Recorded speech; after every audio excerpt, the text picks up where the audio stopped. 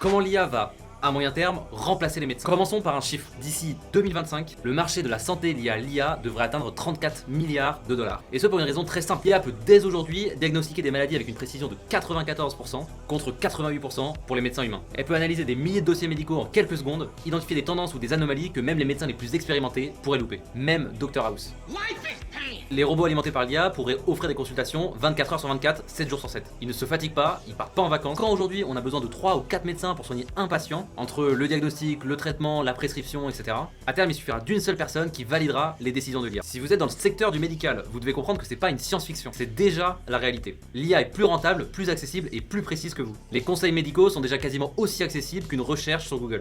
La seule chose que l'IA ne pourra pas remplacer, c'est l'accompagnement humain, l'écoute et l'empathie. Mais pour tout le reste, sur la partie technique, c'est déjà plié. Je sais que c'est pas marrant, mais pour voir comment l'IA va impacter et transformer le monde dans les années à venir, je vous invite à vous abonner pour vous y préparer au mieux. Ne manquez pas le futur, il est déjà là.